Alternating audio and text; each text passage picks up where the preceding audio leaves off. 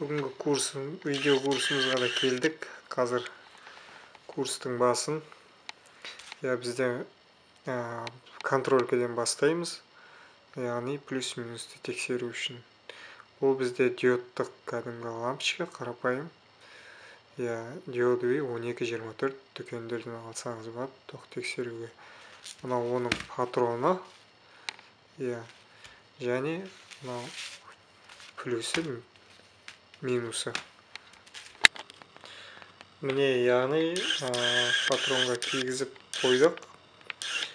Ендігі бізде тексеретін нәрсе, анда плюсын тигізіп қойдық, және минусын. Плюс тигізгенде осылай жанады. Енді диод деген бұл тек бір бағытқа ғана жанады. Яғни орындарын ауыстырсақ, плюсті минусқа беріп, минусты плюсқа берген кезде кәдімгі қарапайым лампалар сияқты істемейді. Бұның бір ерекшелігі сол. Біздің лампамыз істемейді. Енді орындарын ауыстырып тигізгенде біздің лампамыз істейді. Бұл не дегеніміз? Диод тек бір бағытқа ғана жұмыс жасайды. Минусты іздейтін болсаңыздар, плюсті беріп қойып, минусты іздеген кезде, плюсті плюске беріп, минусты минусқа берсеңіз, бұл істейді. Егер минусты плюске беріп, плюсті минусқа берсеңіз, істемейді. Бұл енді тек контролькамыз туралы. Енді біз кәдімгі қарапайым релені қалай тексереміз? Мынау кәдімгі повороттың релесі. Осыны қалай тексереміз? Енді бізде мұнда реленің схемасы тұр. Яғни 31, 49А, 49. Біз 49-ға плюсті береміз, кәдімгі аккумулятордың плюсын. Және 31-ге просто минусты береміз.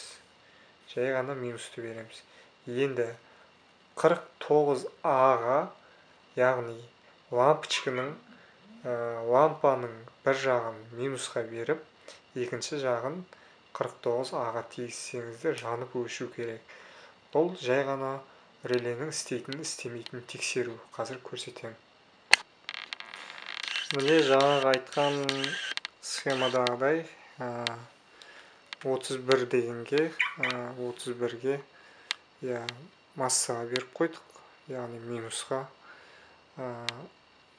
49-ға плюсті беріп қойдық. Енді біздің 49А-ға лампаның бір жағын беріп қойдық. Лампаның екінші жағы, яғни массаға тигіземіз. Міне, бұл релеміздің істеп тұр деген сөзі, яғни бұл реле істеп тұр, анығында айтқанда. Реленің қалай жұмыс жасайтынын біз түсіндік. Осындай үш құлақты реле болады. Ендігі кезекте біздің түсіну керек затымыз бір электросхема. Любой машинада электросхема болады. Яғни мынау міне ВАЗ-2114, яғни 14-дің электросхемасы. Бұл схемамен сіздердің бастарыңызды ауыртқым келіп тұрған жоқ. Мына схемада да осы екі схемада да бір нәрсе жазылған. Яғни бір нәрсе екеуінде де. Енді сіздерге түсінікті болу үшін мен мынаумен сіздерге түсіндіре отырайын. Біздің мынау рөлдегі переключателіміз. Мынау үш контакты мына жерде 49А деген жазуды көріп тұрсаңыздар, сол мынадан келіп 49А-ға барады. Яғни реледегі. Яғни мына екі контакт, бұл осы екі жағындағы контакт. Бұл енді бұлай қосқанда мына екеуін қосады, бұлай қосқанда мына екеуін қосады. Соған арналған. Міне көріп тұрғандарыңызда енді осы схема бойынша біздің кнопка аварийный сигнализация, ол кнопкамыз міне. Осылай сіздерге көрсету үшін, яғни осыған кигізетін заты да бар. Өзінде жалпы заводской неде сондай болады. Мына жерде аварийканың сандары бар. Яғни көріп тұрсаңыздар, 7, 3, 1, 4, 8, 2 деген. Енді ол сандар мынада да бар. Мына жерде байқасаңыздар, дұрыстап байқасаңыздар, үстіңгі жағында көрсетіліп жазылған. Міне, сіздерге көрініп тұр деп ойлаймын. Міне, осы сандар мына схемада тұр. Ендігі мәселе біздің пауэрлоттың релеміз. Ол міне тұр, жаңа көрдіңіздер. Мынау, яғни переключателіміз, ол міне тұр. Енді сіздерге жалғау туралы айта кетсем. Енді айта кететін нәрсе, біздер ең бірінші низатқа қандай затқа жалғанады деген сұрақ туындайды. Алдымен неден бастаймыз? Бізде аварийный кнопкада 2 және 8 деген контактілер бар. Ол мынада бар. 2 мен 8. 2 мен 8 міне қызыл, 2 міне қоңыр цветті. Осыны енді көрсетейін.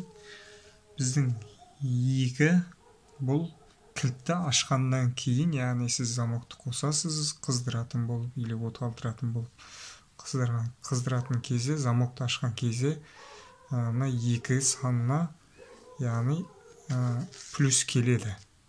Плюс келеді да, яғни мына 4 санынан шығып, ол плюс біздің реледегі 49 санына барады. Яғни кілтті ашқан кезде бұл плюсіміз мына біздің релемізге барып тұрады. Дайын тұрады, яғни жұмыс жасауға. Сол кезде сіз мынаны, яғни төмен или былай жоғарға, или төменге қозған кезде, тигізген кезде, мына 49А-дағы проводымыз келіп, мына переключателдің ішінен мына бірінші контактымызға тиеді. Ол яғни осылай келгенде бізде бірінші контакты бұл екінші, яғни сол жақ лампочкамызға барады. Сол жақ лампочканың бір жағы минус массада тұр, екінші жағына мынадан осылай айналу арқылы осыған келеді. Сол кезде бағана көрсетіп кеткендей жанып өшу реакциясы басталады. Яғни пауэрлотымыз жасайды сол кезде біздің. Ендігі кезекте аварийка қалай жұмыс жасайды? Аварийка, біз кілтті ашпаймыз. Біздің постоянный плюсіміз аккумулятордан келіп тұрады. Яғни 8-ші контактте келіп тұрады. Мына жерге қосылмайды. Біз кнопканы басқан кезде біздің 8 санына келген плюсіміз мынаған келеді. 1 мен 3-ші контактымызды бір-біріне қосады. Сол кезде мына екеуі бірден жасайды. Сол аварийканың есебінен жұмыс жасайды. Қазір оны да жалғап көрсетем. Енді бұл жерде шатысатындай ештеңе жоқ. Жаңа айтқанымдай, біздің кнопканы басамыз. Сол басқан уақытымызда, яғни жаңа келген 8-ші неде плюс, 2-ден ажырайды да, ішіндегі контакты 2-ден ажырайды да, 8-ге қосылады сен басқан кезде. Сол кезде ол постоянный плюсіміз барады да, 4 санына да қосылады. 4 санына қосылған кезде біздің баяғы 49 санына реледегі, кәдімгі 3 контактылы реледегі 49 санына пауэрлоттың релесіне плюс барады. Кілтті ашпай-ақ. Ендігі бұл жерде шатысатын ештеңе де жоқ. Главный мынадан шыққан нәрсені түсініп алу керек. 1 мен 3 бұл лампаларға жалғанады бір жағы, екінші жағы переключательге жалғанады. 1 мен 3. Бір мысалы сол жағы деп ойлаңыз, 3-ті машинаның оң жағы деп ойлаңыз. Соның біреуі лампаға кетеді, екінші жағы переключательге кетеді. Енді плюс біздің аварийный кнопкадағы 4-ші контактымыз бастылар тіке 49 санына барады. Бұл жерде шатысатын ештеңе де жоқ. Енді тағы да айта кететін жайт, кейбіреулерінде мысалы 5 саны, например, именно мына кнопкада жоқ. Ол ештеңе етпейді. Бұл бізге керегі основной нәрсе 2, 8, 4, 1, 3 и 7. Енді мен жалғау түрінде көрсетсем деймін осыны сіздерге. Қазір мен міне 8 бен 2-ні ғана қойып қойдым. Себебі неге? Мен қазір бізде енді замокты ашатын плюс жоқ, оны кейіннен қазір тегізіп көрсетем. Қазір біз тек қана аварийканы жалғаймыз. Қазір көрсетем. Енді түсіндіре кетейін. Бізде машинаның екі қапталы, алдыңғы мысалы оң жақ қапталы алды және арты. Сол жақ қапталы алды және арты. Осылай сіздерге көрсетіп түсінікті болу үшін барлық лампаның минусын мына жерге минусқа аккумуляторға жалғап қойдым қазір сіздерге көрсету үшін. Енді міне бізде оң жақ қапталы, сол жақ қапталы екі проводымыз бар. Оны бүйтіп тексеріп көреміз. Екі жағы да жанып тұр. Енді қазір релемен аварийканың өзін ғана жалғап көрсетіп және түсіндірейін. Міне аварийканың кнопкасы 8-ші контактымыз біздің. 8-ші контактыны мен плюсқа беріп қойдым аккумулятордағы. Плюсте тұр қазір. Енді 4-ші контактыны алып 49, реленің 49 санына жалғап қойдым. Міне, 8-ші контактыны тауып алайық. 8, міне қызыл, мен плюсқа жалғап қойдым. Реледегі 49 санын, оны міне 4-ші контактыге, міне көрінсе, егер сіздерге 4-ші контактыге жалғап қойдым. Бізде қазір, мен мынаны басқан кезде релеге қазір тоқ, яғни электричество барып тұр. Қағаз жүзінде түсіндіретін болсам, мен мынаны басқан кезде 8-ден келіп тұрған плюсіміз міне 4-ке постоянно барып тұр қазір. Енді біздер лампаларды жалғап көреміз. Лампаларға қалай жалғаймыз? Бізде міне көрсетілгендей оң жақ, сол жақ. Қазір көрсетейін. Массаны беріп қойдым мен уже. Енді мына екі проводын алып, бір жағын включательге, яғни повороттың переключательіне жіберем. Екінші жағын 3-ші және 1-ші контактыға жіберем. Қазір оны жалғау түрінде де көрсетем. Міне қазір мен лампаларды жалғап қойдым. Оң жақ, сол жағын қазір аварийкадегі 3 пен 1 санына әкеліп қойдым. Енді бізде бұл істемей тұр. Не үшін? Себеп біздің 49А деген санына біздің важный проводымыз жалғанған жоқ себебі. 49А міне. Бұл келеді деп переключательдің основной контактісіне барады. Повороттың және аварийканың 7 деген санына барады. Қазір жалғау түрінде көрсетем. Қазір міне 49 бен аварийка кнопкадегі 7 санына екеуін жалғап қойдым. Бізде қазір, яғни аварийкамыз істеп тұр. Машинаның екі жағы да жасап тұр. Сол жағы да, оң жағы да істеп тұр қазір. Енді бізге не жетіспейді? Бізге поворотник жетіспейді. Поворотникке не істейміз? Ол үшін не керек? Ол үшін біздің бағанағы айтқан 2 санымызға замокты ашқаннан кейінгі келетін плюсті жалғауымыз керек. 2 санына аварийка кнопкадегі.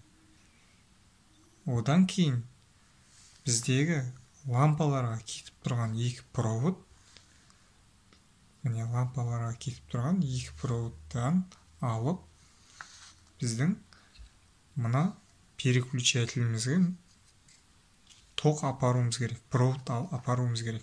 Мына жерден қазір бізде мына провод, мынау және мына үшінші провод жоқ. Осы үшеуі жоқ. Міне 3 точка көрініп тұр. Біреу, екіншісі, үшіншісі. Осылай былай қарай жоқ бізде. Тек бізде аварийка жасап тұр. Поворотты жалғауымыз үшін тағы да айтамын. Аварийканың кнопкасының екінші санына после замок плюс проводты аламыз, яғни плюсті аламыз. Замокты ашқаннан кейінгі келетін. Қазір оны да көрсетемін. Міне бізде мынандай қылып проводтар шығарып қойдық. Енді бұл проводтарда қазір біздегі мына 3 провод, мынау және мынау және мынау. Осы 3 проводымызды жаңағы жалғанып тұрған біреуін 7-ші контактідегі, үшінші, бірінші. Осы үшеуіне ортасына жалғау керек. Біз міне жалғадық, яғни мына 3 проводымызды жалғадық. Осы үшеуін 7-3-1 санына жалғап шықтым. Бірақ бізде бұл істемейді. Бұл тек біздің аварийкамыз істейді. Тек аварийкамыз істеп тұр. Бірақ поворот істемейді. Қай жаққа қимылдатсаң да. Себебі біз мына 2 санындағыны кілтті ашқаннан кейінгі келетін плюске жалғаған жоқпыз. Сол үшін бізде поворот істемейді. Мына 2 санындағы тағы да айтамын. Ол не шығып тұр, жалғыз түйір провод. Енді оны мен бүйтіп жалғаймын. Например, мына плюс біздің замокты ашқаннан кейінгі келетін плюс деп ойлаймыз. Мен қазір уақытша ұстатайын, сіздерге көрсету үшін. Ұстаттым. Енді бізде оң жаққа немесе сол жаққа істеу керек. Міне, бұра. Көрдіңіздер ма? Қазір тек бір қапталға ғана істеп тұр. Енді оң жаққа қарай.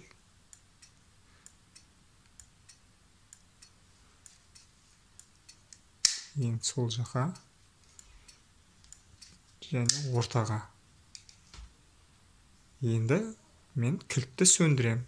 Мына проводты 2 санындағы проводты ажырайды. Бұл жерден плюс кетеді, яғни кілтті сөндіргеннен кейін. Бұл поворот істемейді енді. Тек аварийка істейді. Біздің тек аварийкамыз ғана істейді. Міне көргендеріңіздер өте оңай және түсінікті. Қалай тексеретіні барлық нәрсе мына біздің аварийный кнопкамызға келіп тіреледі. Ең бірінші нәрсе, тағы да айта кететін нәрсе, бізде көп машиналарда мына 8 бен 2-ге келетін плюсімізде отдельно предохранитель болады. Предохранительді обязательно предохранитель салу керек мына екі жерге. Заводтан шыққанда да міндетті түрде предохранитель болады. болмай қалады дейтін ұғым жоқ. Ең бірінші кететін нәрсе осы после плюс келетін, яғни любой машинада повороттікі, аварийкінікі предохранительдердің арасында тұрады. Соның плюсын, предохранительдің сау екенін көру керек, соның плюсын тексеру керек. Сосын мына аварийный кнопканың түбіне келіп тұрма, соны тексеру керек. Плюс келіп тұрма. Оны жаңа айтқандай индикатормен или лампочкамен тексерсе болады. 8 бен 2 санын тексерсе болады. Осы екеуіне плюс келіп тұрса, бірақ сіздің поворотыңыз или аварийкіңіз істемесе, онда сіздің кнопкаңыздан деген сөз. Егерде, например, барлық нәрсе келіп тұр, бірақ сонда да істемесе, бізде жаңа көрсетілгендей, мына жерге 3 және 1 санында келіп тұрған жерде проводымыз, ажыратып көрейік. Осы 3 және 1 санына келіп тұрған контактіге 3 пен 1-ге плюсті беріп, машиналардың лампасын тексерсеңіз болады. Бұл не деген сөз? Бұл прямой плюс берес, яғни тоқ жолдарында, каса жолдары таза ма, соны көру үшін. Соған арналған. Сіздерге түсінікті болды деп ойлаймын, меніңше. Қазір біз аварийкімізді жинап шықтық. Аварийкімізді қосып қарайық. Аварийкіміз жасап тұр. Енді біз замокты ашайық. Замокты. После замок келетін плюсімізді жалғайық. Замокты аштық. Енді поворот жақып қараймыз. Енді оң жаққа жақып қараймыз.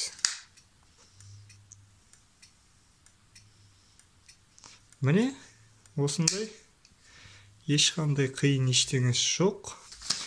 Барлық нәрсе мына схеманы түсініп алу керек болды. Қиын ештеңесі жоқ деп ойлаймын. Ендігі кезекте сіздердің сұрақтарыңыз болса, егерде басқа да қызығушылық, осы нәрсені мен толықтай түсінгім келеді, көргім келеді дейтін нәрселеріңіз болса, айтыңыздар. Оған да сабақ дайындаймыз. Оған да ойластырып, сіздерге түсінікті халде жеткізудің қамын қараймыз деген ойдамын. Енді тағы бір айта кететін нәрсе, бізде міне электросхема, бұл былайша қарағанда үкімет сызып қойған схема. Үкіметтің, яғни шығарғаны. Менің емес, зауытта құрастырғанды осының. Біздегі енді түсіндіре кетейін, жаңағы міне 31-іміз, міне массасы бар тұр. 49-ымыз міне қызылмен келіп тұр да 4-ке келеді. Міне мынада да тоже сондай. Барлық принцип работы бір. Переключателіміз. Мынау біздегі таблода көрсетіп тұрған. Яғни таблода, табло дегеніміз щиток приборда оң жаққа, сол жаққа. Соны көрсетіп қойған. Мына жерде оған жалғап, яғни машинаның артына или алдына сондай нәрселер бар. Мынау, например, 2 алды. Сосын алдыңғы есіктің алдында тұратын 2 қапталдағы, мынау мысалы 2 арттағы. Бұл жерде де шатысатын ештеңе жоқ. Тағы айта кететін жайт, міне мынау замок 30 деген электричествода, мысалы схемада 30 постоянный плюс болып есептеледі, 15 кілтті ашқаннан кейінгі плюс болып есептеледі. Міне кілтті ашқаннан кейінгі плюсіміз келді да 2 санына жалғанды. Біздің постоянный плюсіміз міне F2 бүйтіп келді 30 санына жалған. Аккумулятордан келіп тұрған плюс. F2-ге жалғайды. Осылай келді 8 санына жалған. Міне осындай нәрсе, ешқандай бұл жерде деген қиналатын ештеңе жоқ. Главный электросхеманы түсінсе, адам автоэлектрик дегеннің әңгіменің өзі осы электросхемаға келіп тіреледі. Ол және сіздер ыңғайлы болу үшін осылай көрсетіп жатырмын. Рахмет. Бүгінгі сабағымыз осы. Нәтижесін шығарып, өздеріңіз жалғап, өздеріңіз солай тексеріп көрем деген ниеттеріңіз болса, көріңіздер, хабарын айтыңыздар.